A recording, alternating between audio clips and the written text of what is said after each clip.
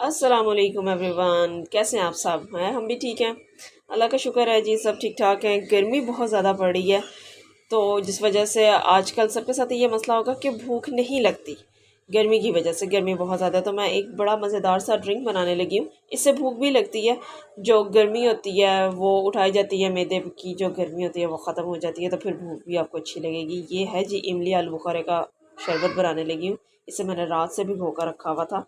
ये देखें, ये इमली और आलू बुखारा आपको नज़र आ रहा है, ये मैंने भिगोया हुआ था रात से। इसे मैंने फ्रिज में रखा था क्योंकि बाहर गर्मी बहुत ज़्यादा है, तो मैं इसे बाहर नहीं रख सकती थी, इसमें सब में ख़राब हो जाना था। वरना इसे इस मटके के अंदर भिगोया जाता है पूरी रात के लिए, मिट्टी के बर्तन में, फिर इसे किया जाता है। लेकिन मैं अभी ये मटका फ्रिज में नहीं एडजस्ट कर सकती थी, तो मैंने इसी के अंदर कर दिया। ठीक है जी, ये इमली है और आलू बुखारा है। जो पानी था इसके समेत ही मैं इसके अंदर डाल दूँगी ये सारा।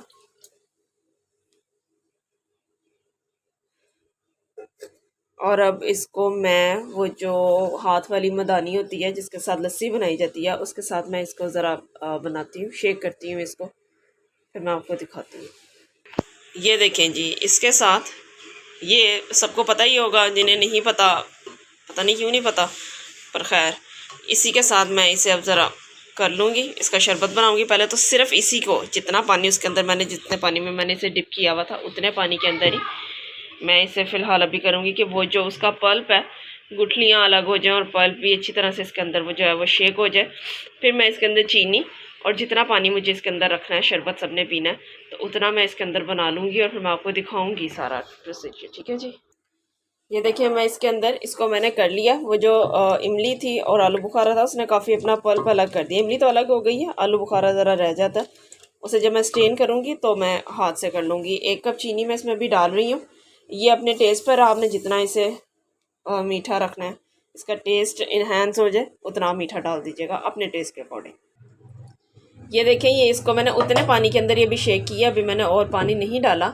अब यहाँ पर मैं इसे स्टेन कर लूँगी। मैं इस तरह की बास्केट में कर रही हूँ, आपके पास बड़ा स्टेनर हो, मलमल के कपड़े में बेशक कर लें, मैं उसके साथ उसमें भी आप इसे स्टेन कर सकते हैं। ये देख लीजिए, बिस्मिल्लाह की बरकत। ये इसी तरह से मैं सारा स्टेन कर लूँगी और जो इसका पल्प होगा उसके अंदर अभी मैं मज़ीद पानी डालूँगी। जब तक प्लेन साफ़ पानी नहीं बीच में से निकलने लगेगा मैं इसमें पानी डाल लूँगी। ठीक है, ये देख लें कितने अच्छे से जो इमली है वो तो बिल्कुल सब अलग हो गई है क्योंकि ओवरनाइट सोक थी, तो ये बहुत अच्छे से ये अलग हो चुकी है। आलू बुखारा कुछ रह गया हुआ है, इसे मैं हाथों से ऐसे मसल लें, ये प्लेन हो गया, सारा जूस यहाँ पर निकल आया। ठीक है, अब मैं इसे वापस उसमें मटके में डालूंगी और इसे मैं टेस्ट कर लूँगी कि इसके अंदर शुगर ठीक है या मुझे और रिक्वायर्ड है और पानी कितना रखना है। अब मैं इसे वापस उसके अंदर डाल देती हूँ मटके में।